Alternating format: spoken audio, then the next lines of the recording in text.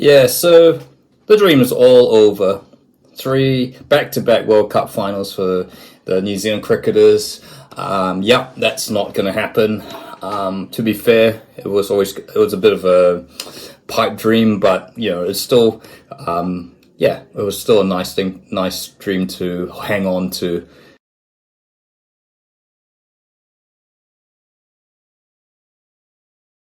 So, the India versus Blackcaps semi-final in Mumbai overnight went pretty much the way everyone expected, including New Zealand fans. Look, I guess I guess we were always massive underdogs going into the semi-final.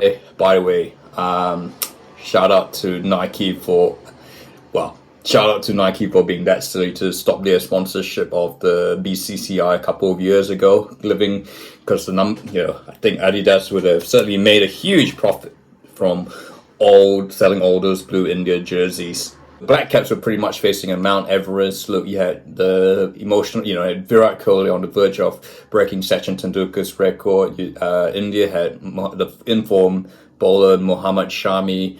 And of course, Rohit Sharma he felt was kind of on the boil to hit a big century.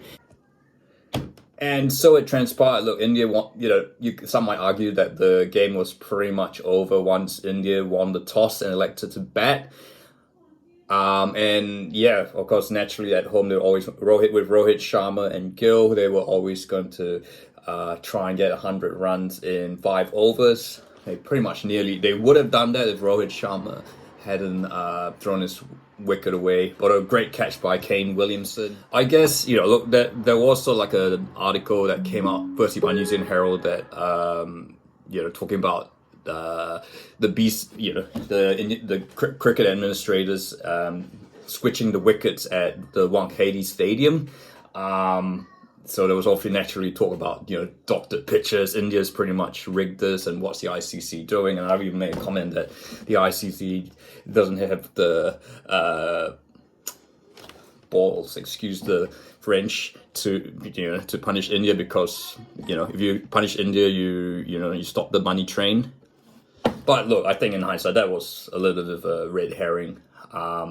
It happens all the time. New Zealand does it as well at home. I mean, remember 2001-02 when we forgot to mow the lawns and we bowled out India for like 6 times for under 200 in that Test series.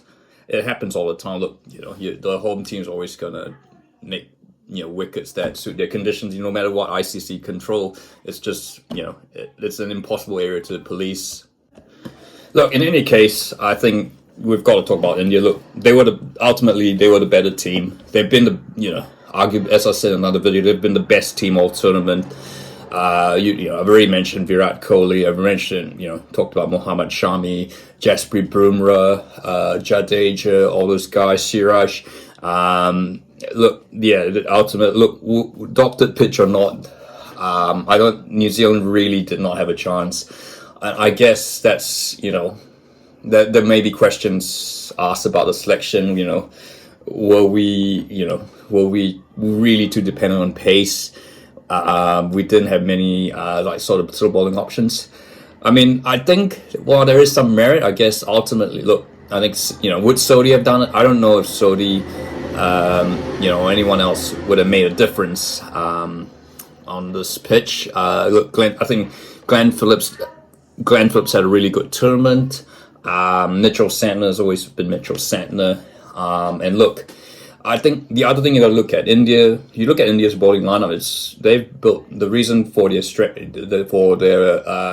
what is now 10 wins in a row is not because of their batting is awesome, but I think the key people don't realize it's their fast bowling and how effective it is on these supposedly liveless slow pitches like. I mean, Jasprit Bumrah, Mohammad Shami all show that, fast bowlers can thrive on these apparently clay balls that on these slow balls. And I think, ultimately we just didn't have, Bolt Sowsley, Ferguson, Henry, all those guys really depend on, getting something out of the wicket, and it just, certainly in Mumbai, it just didn't happen. Ferguson probably, ultimately was probably the weakest link, sadly, which is a shame because he's still arguably, possibly our fastest bowler, and I think, could still be our linchpin, especially, I think, you think this is probably going to be the last World Cup that Tim Southee and Trent Boult play, at least one of them, or maybe both of them. Who knows? They've been around for a bit now. So, and of course, we're not forgetting that Trent Boult didn't sign a New Zealand Central contract. So, yeah. So, Jameson was obviously on water boy duties, but this was, this tournament was never going to be Kyle Jamieson. It was never going to feature Kyle Jamieson. I guess one question maybe Mark Chapman over Jimmy Neesham. Though I know Neesham's a medium pace bowler, but in terms of his experience and ability to support like Daryl Mitchell, I would have backed Neesham over Mark Chapman. I'm still not wholly convinced Mark Chapman's exactly the best option we've got down the order, but that's done. Look, it wouldn't have made any difference. I guess, which leads Daryl Mitchell, of course. I think, look, people are going to say they're going to give the plaudits to Russian Ravindra. Of course, the ICC gave him the Player of the Month award, and Russian Ravindra is clearly our most talented cricketer for the future. You talk about who the next in line is to Kane Williamson. I think Russian Ravindra is going to be it. An absolutely astonishing start to in his first Cricket World Cup.